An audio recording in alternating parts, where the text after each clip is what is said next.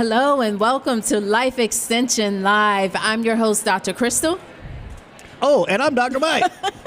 And he's distracted because we are on site here at the Food and Nutrition Conference here in Minneapolis, Minnesota. Cold. My favorite part's the food. Yes. There's some good food here. Healthier versions of like pizza. Yes, and we are here to talk about gut health. We are joined with our special friend of Life Extension RD guest, Caroline Thomason. She is a freelance writer, a media dietitian who combines her love for food with the power of making complex nutrition and wellness topics easy to understand. Nice. Along with being a registered dietitian, she is also a certified diabetes care and education specialist. We need more certified diabetes education specialists. So thank you for joining us this morning. Thanks, Crystal. So happy to be here. Yes, we are really excited to be at this conference. And yes, there's food everywhere. There is nutritious food everywhere. And all food may not make us feel so great in our gut. And so this show is all about gut health. Dr. Mike has a saying, and let's make sure I get it right. You better. You're only as healthy as your gut. You got it right. Did I get it wrong? Ba-doop, ba-doop. Ding, ding, ding, ding, ding, ding. Caroline, do you have any gut quotes or anything related to gut health? Totally. I was trying to think of something that would pare it down and be concise. And I think what I have to say is that most people think a lot of these normalized gut health symptoms like bloating and gas, we hear about them all the time. We, complain about them a lot, but they're not normal at the end of the day. And a lot of people, I think, don't know that because we have normalized these so much. Yes, we have. So we have solutions for you coming up on our show. We'll talk about how our dietary and lifestyle choices impact our gut, explore the effects of poor gut health and how that relates to overall well-being. And we will give you tips on how to improve your gut health. But let's start with talking about the process of digestion. Did you all know that digestion starts before you start to eat? I did. You did know that? I did. The process of digestion begins when you think about food sometimes, when you smell food. I always tell people that's the power of cooking your own food at home. Because your body starts getting prepared. You start, you ever smell something, you start salivating? Yeah. Yes. Or you think about lemon and you get kind of puckery lips. Yeah. Absolutely. We're so connected. Yeah. So the process of digestion makes me think about my quote. It's not about what you eat. You are what you absorb. And that digestion process, you just changed one real still. That's well, you are what you eat, but that's not it. Profound. You are what you absorb, and that's what healthy, good digestion is all about. And it starts in your mouth. You have enzymes breaking down your food. It gets to the stomach. There's that hydrochloric acid there that's activating some of your enzymes. It's helping to kill any pathogenic bacteria that may be in your food and really start that process of breaking down those proteins. Right. And then we get to the intestines, the small intestines. Now that's where the absorption takes place. That's the magic of absorption. You have the pancreas pumping out those enzymes. You also have bile being produced that's helping us to digest and emulsify and break down fats. And then, then you have the colon, right? So it doesn't stop at the small intestines. That's where most of the absorption takes place. And we like to, at Life Extension, focus on the health of the colon because that's where our gut bugs reside. The majority of those gut bugs. Yeah, the colon, it's not just a pathway to elimination. It actually plays a big role in regulating hydration. The colon can absorb water and not absorb water. So if your colon's not healthy, you often see people are volume depleted. Right. That's true. And then we also know we also have vitamins, vitamin K that's made in the colon. You also have resorption of some nutrients there as well. So when you think about digestive health, and we wanted to just give you kind of a digestion 101, you want to think, how can I improve the process from top to bottom? Because we also need to eliminate the waste as well, that's right? good. So you're eating all of these great foods. You want to think about, do I have sufficient enzymes to help to break down those foods? Do I have enough HCl? You know, Dr. Mike, there are some alternative practitioners that believe some of the reflux is not because of too much acid, too little. Yeah, it depends on when you get the reflux, right? If you get the reflux right after you eat, that's a sign that that's not enough HCl. But if you get the reflux maybe an hour or so after you eat, that's a sign that maybe there's other things going on, and you don't necessarily need an antacid or something like that. Yes, and then some other nutrients that can support kind of this process that happens between your meals, supporting the migrating motor complex. We didn't talk about that, but that's that process that helps to kind of keep the food moving along between your meals to make room for that next meal. And so ginger can be very helpful with that and help to ease some digestive discomfort. So that's kind of digestion 101, that process during digestion as well as in between digestion. So Caroline, did you have anything else to add to that? No, I love that. And you said, everything is about what you can absorb. And I think what we're talking about is these phases of absorption. So you've got most nutrients in the small intestine, you've got water in the large intestine, and it's important from top to bottom to have all of that nutrient absorption for our health. Yes, and so let's go back to the microbiome. And we do know that there are different disease states that can manifest due to potentially imbalances in the microbiome that you kind of wanted to talk about. Yeah, well, when we think about a healthy gut, most people think of these good gut bugs that live in our large intestine, the microbiome, that make up a huge colony, right? Like 4 trillion and counting is what the research keeps telling us. And so more cells than exist in our body actually live in this kind of pocket of our gut hub, as we've been saying. And a healthy microbiome then influences almost every type of system in our body, from our brain to our nervous system, to our immune health, to our blood sugar and heart disease. I mean, we could go on and on. I'm sure you guys could too, of all of the ways our microbiome impacts our health. Yes, and an imbalance can lead to immune issues. Yeah. But also some of the typical symptoms, as you mentioned, that we just say this is a normal part of life. Yes. But Dr. Mike, I know you wanted to share the signs of a healthy gut. Yeah. How do you know if you have a healthy gut? Well, and I'm going to start by saying no signs are good signs. Yeah. Okay. Right? Think of it. No signs are good signs. And so I love the idea that we're normalizing like bloat. I talk to so many people who feel bloated after every single meal. Yeah. And they just act like, oh, I just bloated. Yeah. What? Why? Have you ever thought about that? Do you want to feel a little bit better? Maybe you're not getting maybe it's an absorption issue. Who knows? Yeah. So I like what you said about that we really got to stop normalizing when the gut is telling you something. Remember, you have symptoms because that's the body's signal that something's wrong. Right. Right? Hey, I don't like what you're eating, or maybe I needed some help. Yeah. So I always like to tell people, one of the key things you can do is always ask yourself after you eat a meal, maybe 30 minutes later, how do I feel? Yeah. Like, how do I feel? I just ate. Do I feel good this time? Why do I feel good? What was on that plate that seems to work with me? If not, maybe you're like, ooh, something happened there, right? Yeah. Who doesn't do that? What was on that plate? Think about what you're eating. Now, we have to be careful because there are sometimes just occasional symptoms that, because, I know for me, I hate this. I can't eat Italian sausage anymore.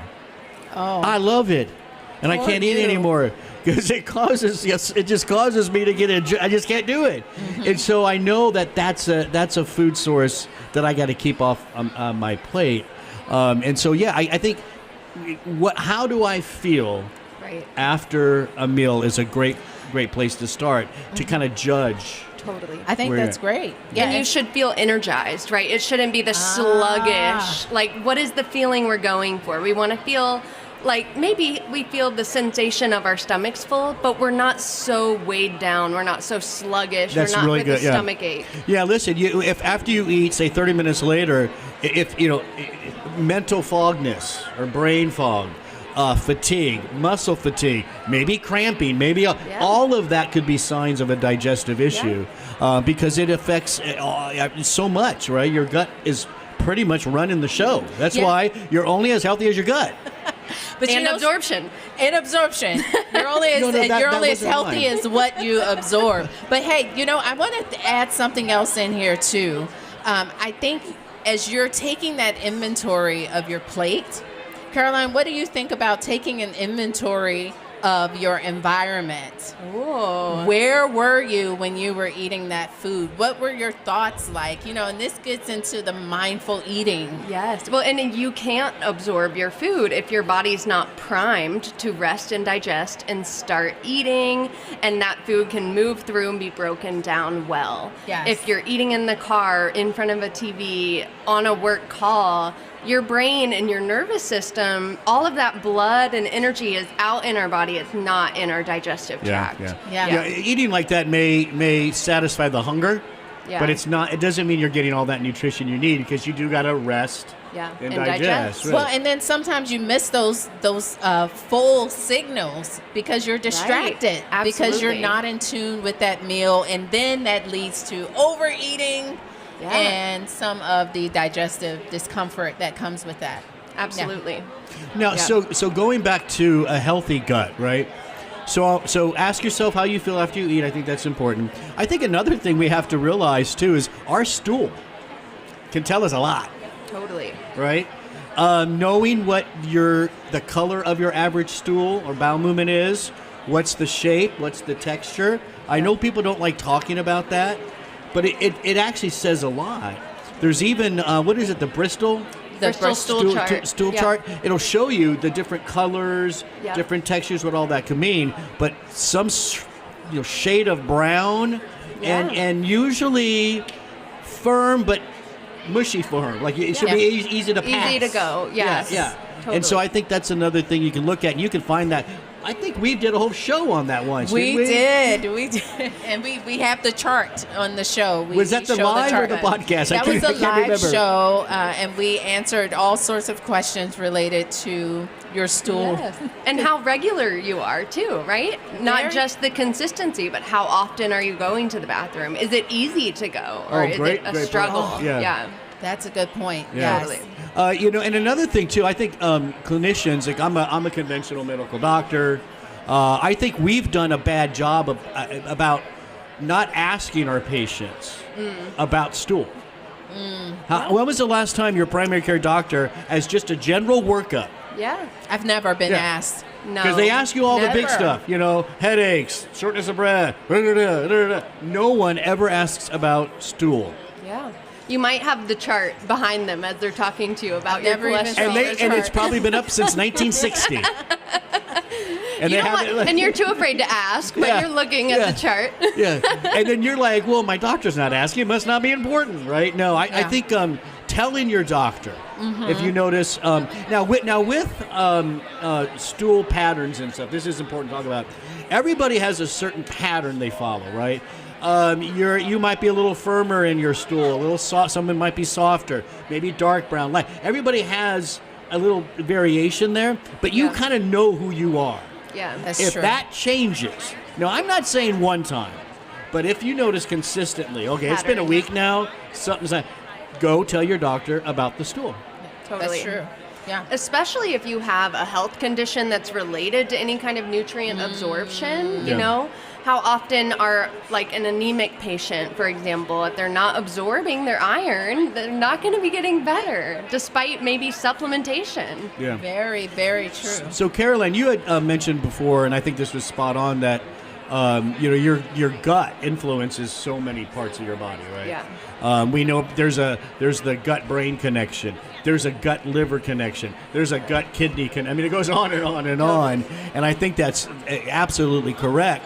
And as a matter of fact, when we look at probiotics and taking probiotics, eating fermented foods, whatever, we're learning that it's really coming down to specific species Strains, yes.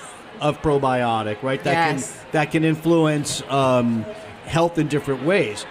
There are certain forms of bifidobacterium that can be great for mood and stress. Other forms are great for the cardiovascular system. Yes. And I think it's a fascinating new area in probiotic research, is what one strain does specifically in the body. That's where a lot of this is, I think, going. What do you think? Yes, I think so. And when we talk about a gut imbalance, that may be the strain or this specific type of bacteria we're missing that's helping, preventing us from having a healthy running digestive tract. So I know you eat a lot of fermented foods. I do. Yeah. I think you told me that. That's how I know that, right? You told me. I think we talked before this. What are some of your favorites out there? Well, and fermented foods are a food-based way of getting probiotics, these good gut bugs, in our diet. So those would be things like yogurt, kefir, sauerkraut, pickles. I do like sauerkraut. Yeah. I do. Amazing. Your fermented, vegetables, if you're looking in the pickle aisle overall, but there's also miso, there's tempeh, fermented soy. They make some good sauces, curry sauces. Yeah. And a serving of a lot of these foods has an astronomical amount of probiotics. We can get a really great dose of healthy probiotics just from the foods we eat. I do think there's a lot of questions about yogurt, right? Yeah. What do you think about the different, because like what you just said, there should be a lot of probiotics in these things. Is that true for all those yogurt brands that are out there? It's true for most, and a lot of them do testing. So what they might do after they pasteurize the milk and then they make the yogurt, they may even add additional strains in during processing. So if yogurt itself is, fermenting the sugars and creating more bacteria, and then they're adding it to help meet the health claim to really boost it up. Whatever CFUs they're promising. Yeah, right. Absolutely. And so, staying on this kind of idea of probiotics and stuff, everybody's asking about prebiotics now. Prebiotics. And I think people are confused, right? Yeah. Pre and pro, they sound so similar. Well, and now there's post. And postbiotics. But listen, we're not going to go there today. We won't do that to you. Let's stick with. What do you think? Like, what are some of your favorite prebiotics that you like? Yeah. So when I think about breaking down what is prebiotics versus pro, prebiotics are the fiber that feeds the healthy probiotic bacteria. So your prebiotic fiber is in a lot of plant foods, high fiber plant foods, but there are some that are more special than others, like bananas, oats, artichoke, asparagus. Yum. They specifically are a really rich source of prebiotic fiber. Bananas? Bananas. Interesting. Yeah, believe it or I'm not. allergic to bananas. I am too. Are you kidding me? Yeah. You're the first person I've ever met that's allergic to bananas like me. I'm allergic. It's very So mild. we're going to have a conversation here. Hold on. When was the No, I'm just kidding. We'll talk later, though. We'll talk about our banana PTSD at another time. Oh, I have him. It's horrible. Anyways, back to the show. I think one of the things I'd like to do here, and kind of summarize a lot of this, is to kind of let you have the stage. Yeah. And share with our audience kind of like, I don't know, just some of your favorite gut tips, gut advice that you could give. Right. So you're maybe person watching at home that's like, I do have, acid reflux, or I am bloated. What can I do? I think that's the question people want to know. Yes. And the first thing you can focus on is fiber. So we really want to get high fiber foods, these plant-based foods in our diet, right? Most Americans don't eat enough fiber. We absolutely don't.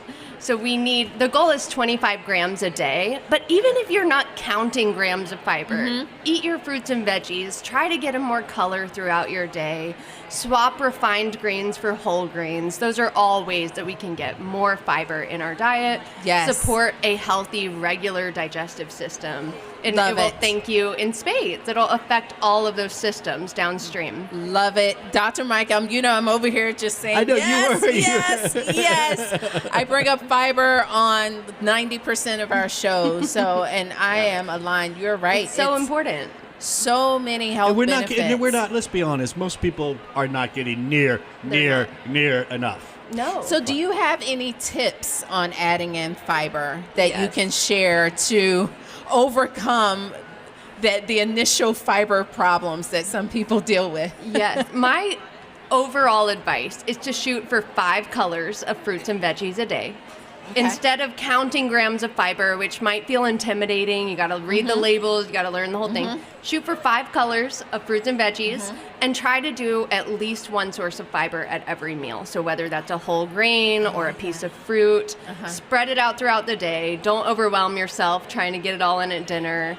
And use a supplement if you need a fiber supplement. There's nothing wrong with some psyllium husk fiber or something like that that's going to help increase your fiber for the day. And make sure you drink plenty of water. Yes, when you increase your fiber, you need that water. Otherwise, things might slow down. They might be a little uncomfortable. We want to keep the digestive process going. But I do like that you went right to food, right? Because I know there's a lot of, I have friends that do this, right?